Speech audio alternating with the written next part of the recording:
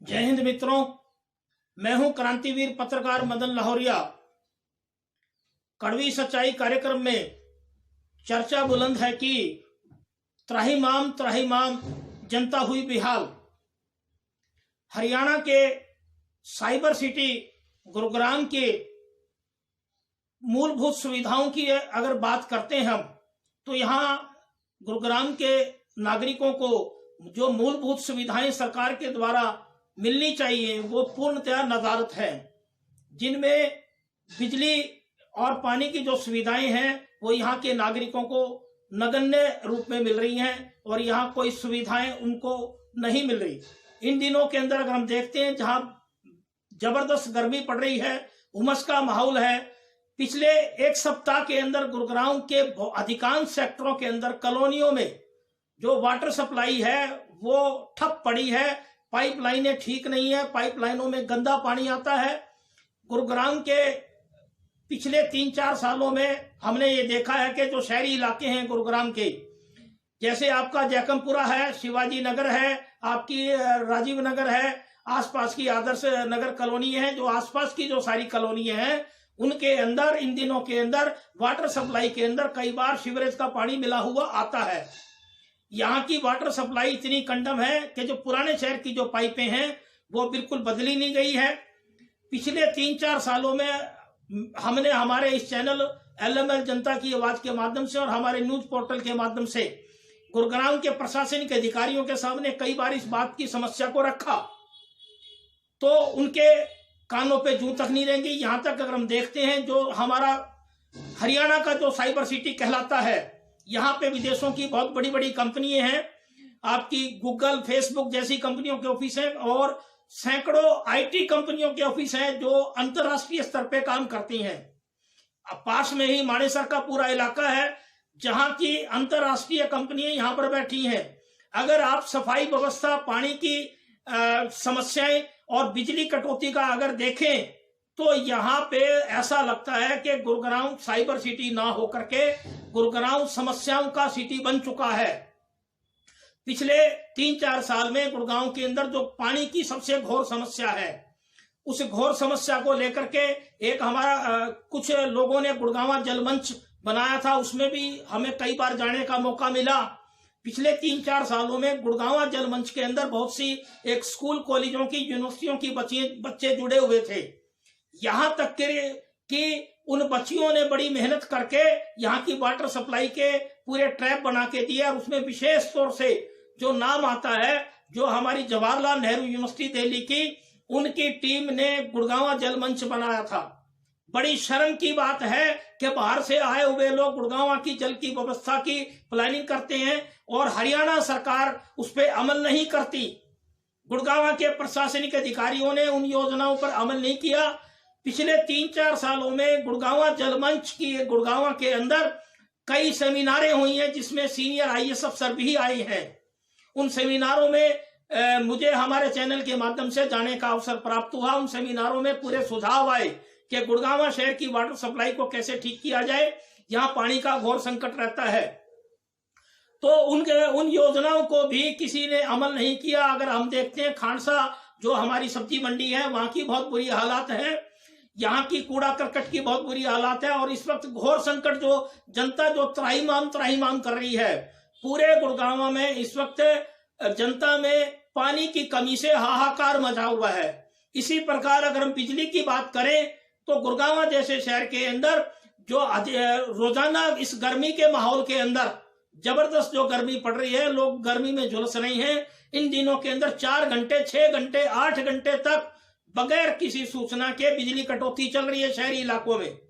दूसरी बात करें कि कोरोना और लॉकडाउन की वजह से जो कर्मचारी लोग, जो बड़ी कंपनियों के लोग या जो स्कूली जो बच्चे हैं घरों से जो होमवर्क कर रहे हैं, अगर 4 घंटे, 6 घंटे, 8 घंटे अगर लाइट काट दी जाती है तो ना तो वो नौकरी पेशा वाले अपनी कंपनियों का घर से जो वर्क फ्रॉम होम दिया गया उनको लैपटॉप प्रोवाइड करवा के वो नहीं कर पा रहे। बहुत जबरदस्त परेशानी है नौकरी पेशा लोगों को। लाइट की कटौती होने की वजह से जो वर्क फ्रॉम होम है वो नहीं कर पा रहे। दूसरा, स्कूली बच्चों के लिए जो लॉकडाउन के अंतर्गत जो ऑनलाइन एजुकेशन की व्यवस्था दी गई थी घरों से लैपटॉप की, वो भी लाइट की कटौती की वजह से नहीं हो पा रही। तो हरियाणा सरकार के माननीय मुख्यमंत्री मनोहर लाल खट्टर इस बात का जनता को जवाब दें कि गुरुग्राम जो हरियाणा प्रदेश में सबसे ज्यादा राजस्व देता है और यहाँ मूलभूत सुविधाएं जीरो है, ऐसा क्यों? यहाँ जो टैक्स है, प्रॉपर्टी टैक्स है, अदर देन प्रकार के जितने भी टैक्स हैं, जीएसटी, हर प्रकार के टैक्स के लिए रोजाना नोटिस निकाले जाते हैं और जबरदस्त वसूली की जाती है। अभी हमारे सामने ये मामले भी सामने आए कि जो पानी के जो बिल है लोगों को गुड़गांव में 8,000 रुपए से 32,000 रुपए तक के भेजे जा रहे हैं। बिलों के अंदर कहीं कोई माफी नहीं है। इसी प्रकार जो बिजली के बिल है अनुमानित दरों पे पिछले महीनों के अंदर किसी को 50,000, किसी को 1 लाख, किसी को 2 लाख भेजा गया। तो सवाल ये आता है कि जब बिजली और पानी के बिल लोगों पे जबरदस्त भेजे जा रहे हैं कि जबकि पिछले डेढ़ साल से सारी सरकारें जानती है कि लोगों पे काम धंधा नहीं है, रोजगार नहीं है, नौकरी नहीं है, तो ये 4 गुना, 8 गुना, 10 गुना बिजली के और पानी के बिल क्यों भेजे जा रहे हैं? यानी कि प्रशासनिक अधिकारी एक तरफ तो जनता से लूट रहे हैं चारों तरफ से, परंतु मूलभूत सुविधाएं जीरो हैं। सड़कों की हालत देखो तो जर्जर, कूड़ा सफाई की हालत देखो तो जर्जर।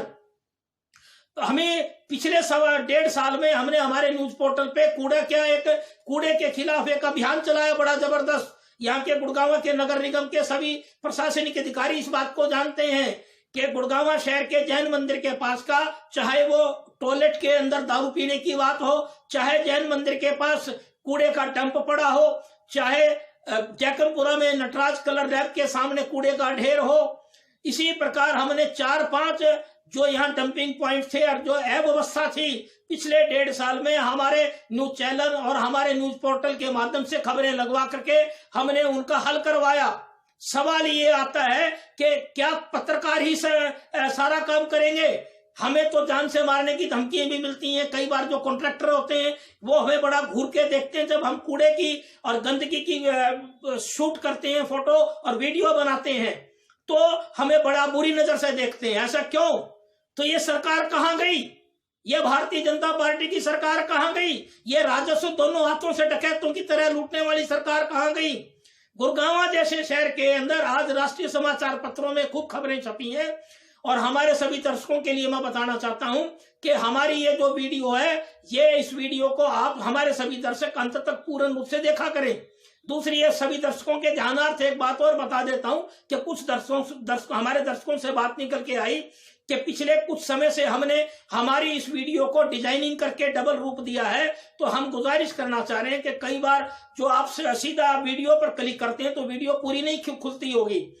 हमारी इस वीडियो के नीचे जो यूट्यूब चैनल का जो लिंक है जिसपे ब्लू टिक आती है, उस लिंक को खोला करें। आप उस लिंक को खोलेंगे तो हमारी वीडियो पूरी खुलेगी और सामाजिक मुद्दों पे आधारित हम खबरें लगाते हैं और जन समस्याओं पे। इसलिए हमारे सभी दर्शकों से गुजारिश है कि जो हमारी वीडियो के नीचे YouTube चैनल का जो लिंक होता है उस लिंक को क्लिक करें तो पूरी वीडियो खुलेगी और आप लोगों को हमारे द्वारा जो आवाज उठाई जा रही है एलएमएन जनता की आवाज के माध्यम से, वो पूर्णतः आपको वो देखने को मिलेगी। यहाँ जन समस्याओं के अंबार लगे हुए गुड़गांव जैसे शहर में।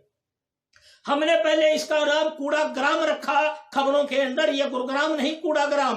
अब मैं सभी दर्शकों से पूछना चाहता हूं कि क्या गुड़गांव का नाम बदल के गुरुग्राम जब किया माननीय मुख्यमंत्री मनोहर लाल खट्टर ने, तो क्या गुड़गांव में कोई विकास आया? 2014 में भारतीय जनता पार्टी की सरकार प्रदेश में बैठी, इसमें कोई शक नहीं। मान लो हमारे जो मुख्यमंत्री हैं ईमानदार हैं, बड़ी अच्छी छवि है मनोहर लाल जी खट्टर की, आरएसएस के प्रचारक रहे हैं, परंतु प्रदेश मांगता है विकास। प्रदेश 24 घंटे राम के नारे नहीं मांगता। प्रदेश हिंदू मुस्लिम धर्म की लड़ाई नहीं मांगता। जनता ये नहीं मांगती कि आप 24 घंटे हिंदू मुस्लिम के नाम की लड़ाई लड़ें। गुरुग्राम की जनता ये नहीं मांगती आपसे कि व्हाट्सएप इंडस्ट्री बना करके व्हाट्सएपों पे भारतीय जनता पार्टी के समर्थक सुबह से लेकर शाम तक केवल आपस के गुणगान की फोटो लगाए। गुड़गांव की जनता ये नहीं मांगती आपसे कि यहाँ के स्थानीय विधायक एक खड्डा ठीक करवा के उसकी फोटो खिंचवा के व्हाट्सएप पे लगाएं।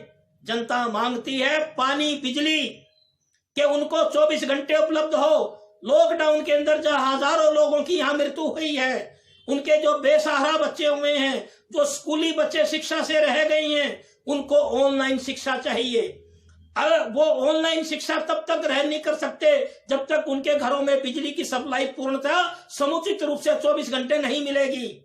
इसी प्रकार नौकरी पेशा वाले लोग अपने घर से वर्क फ्रॉम होम कैसे कर सकेंगे अगर उनको बिजली उपलब्ध नहीं होगी।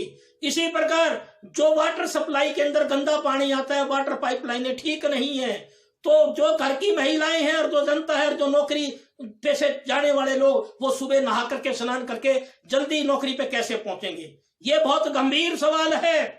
तो एक राइटर ने अभी लिखा एक समाचार पत्र में, कल हमने देखा, उन्होंने गुरुग्राम को गुरुजाम का नाम दिया। हाँ, इतना जरूर है कि जो पहले 3-4 साल पहले जबरदस्त जाम लगता था, हरियाणा सरकार ने, माननीय मुख्यमंत्री महोदय ने गुड़गांव पे कॉन्सेंट्रेट करके कुछ यहाँ अंडरपास और जो फ्लाईओवर बनाए और ओवरब्रिज बनाए, उसकी वजह से अब जाम की समस्या तो कम हुई। इसी प्रकार जो हमने कूड़े के 2 साल से अभियान चला रखा है, खाली स्वास्थ्य आपके एम्बेसडर बना के उनको सर्टिफिकेट देने से सफाई साफ नहीं होती। आपने पानी के लिए गुरुजल की घोषणा करी, गुरुजल एक बना करके आपने एक प्रोजेक्ट दिया गुरुजल का, वो गुरुजल के वॉलंटियर कहाँ है? मैं पूछना चाहता हूं हमारे इस चैनल के माध्यम से, वो गुरुजल के वॉलंटियर कहाँ गए? गुड़गांव में बड़ी घोषणा होती है, बड़ी सुंदर सुंदर नामों की। तो ये जो गुड़गांव की जनता है, आपसे बिजली पानी की समस्याओं का हल चाहती है माननीय मुख्यमंत्री महोदय। यहाँ के जो प्रशासनिक अधिकारी हैं, आंखें बंद करके बैठे हैं, कानों में रुई ठूस करके, और लोगों के हालात इतनी बुरी है, पानी बिजली के बगैर हर कॉलोनियों के अंदर हाहाकार मचा हुआ है।